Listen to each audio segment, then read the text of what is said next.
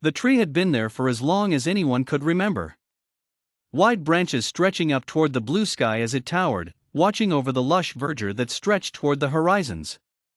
Pertinent and persistent, it stood, immutable and unwavering. Tiny green buds sprouted from the tips of branches and twigs with the promise to blossom come spring. Many travelers wandered by, each leaving their own mark, and the tree watched them all.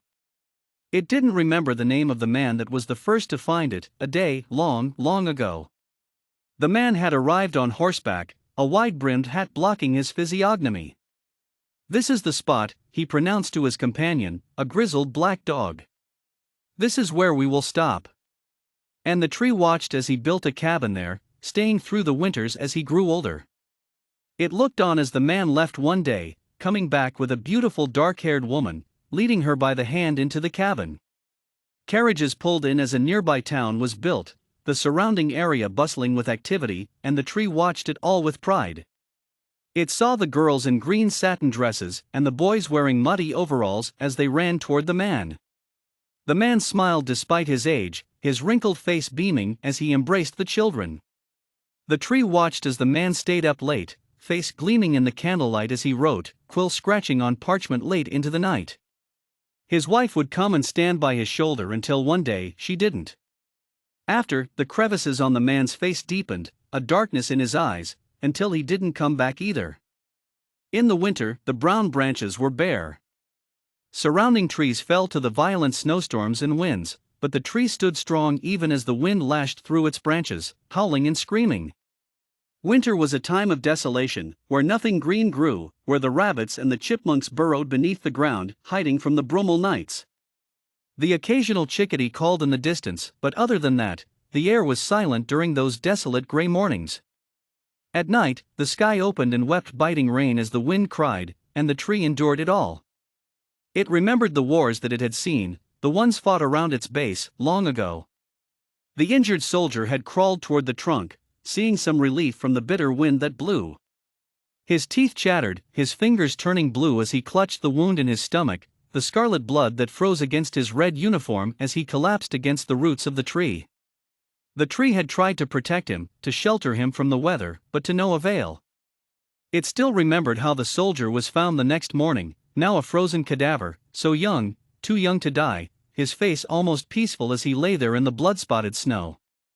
Spring came first, a respite from the unrelenting storms. Children dressed in colorful clothing laughed as they jumped, reaching for the lowest hanging branches.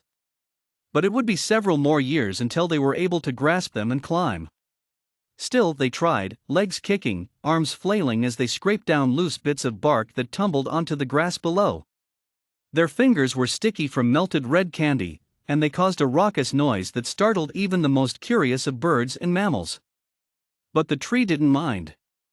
It stood, gazing over the children as they diligently returned, spring after spring. The day that one of them was first able to reach the lowest branches, the tree felt the same pride the girl did as she let out a joyous shout, scrambling higher in the tree. In its antiquity, it cared. It felt the pain as a little boy scraped his elbow on a branch and cried as blood blossomed from the wound, vermilion staining the soft leaf buds. The tree made sure to take care after that, tucking the sharper branches into itself, the ones that might snag on loose clothing or scrape an unsuspecting arm. During the hazy summers, through the sound of crickets chirping and buzzing, green leaves formed a thick canopy, providing shade for the young runner. The tree marked the halfway point of her run as she leaned against the trunk of the tree, gasping for breath, dark hair plastered to her forehead, t-shirt soaked in sweat. Her purple running shoes were worn now, covered in dust, no longer the vibrant purple they had once been when she had started out. The tree watched as she set out every day, delight filling her eyes as she became faster. A group of teenagers found solace in the shade as well, laughing and talking as they sat in a circle. One of them found a tire swing, and they hung it from the branches, taking turns pushing each other and giggling. The tree watched them, happiness swelling in its knotted limbs as the teenagers smiled. Sometimes they brought bottles of alcohol, sometimes they brought cigarettes to smoke under the cover of the green leaves. Other times, they brought cans of bright red spray paint and painted names across the bark, short fleeting romances that ignited the first sparks.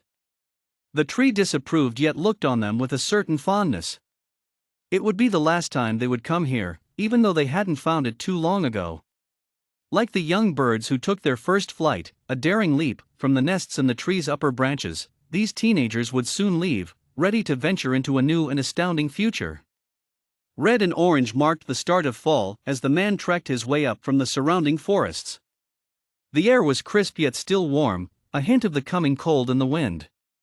Squirrels chattered as they darted back and forth, bushy gray tails waving in the air, as they collected acorn after acorn, burying beneath the roots of the tree. The tree watched as the man stopped under the tree, tranquility on his face as he breathed in the air, resting his hiking poles against a nearby rock. Lines of worry faded from his face as he smiled, what seemed a rare smile that started out tense, then relaxed as the man experienced joy. The tree gazed over it all as the man turned and left, heading back toward the work he was meant to do in the bustling city. One late fall night, there was a stray dog that made his way across the field. Tail between his legs, he plodded along the dirt path, head down, sniffing the grass. His white coat was matted with dirt and leaves, flies buzzing along his snout as he reached the trunk of the tree. Resting its head on his paws, he closed his eyes, exhaustion and weariness prevalent in every bone of his body. The tree sympathized. The months, years, eons it had spent here, on this field, watching over this field, and those who came by, the dog had experienced a similar hardship. The tree protected the creature from the rain until the sky was illuminated by soft golden rays and the dog blinked, standing up, shaking off the fallen red leaves, and continuing on his long, endless journey. Winter. Skeletal and gray, the tree stretched toward the sky, branches quivering in the breeze. There wasn't a soul in sight, the animals safely tucked below ground, the people warm and safe in their houses. The desolate field stretched out in every direction, grass withered and brown, thorns poking through the undergrowth. Beneath the dark earth, roots twisted back and forth, spreading like a web, gnarled and knotted. The tree creaked and groaned as the wind lashed through, taunting it as branches shook and clattered. It shuddered, wheezing as it fought to stay upright, each breath forced and painful. It had seen the lives of so many, watched over children as they grew, guided the old until the end. Children played, teenagers laughed, adults traveled, the old passed on. It was finally time, so at last, the tree fell.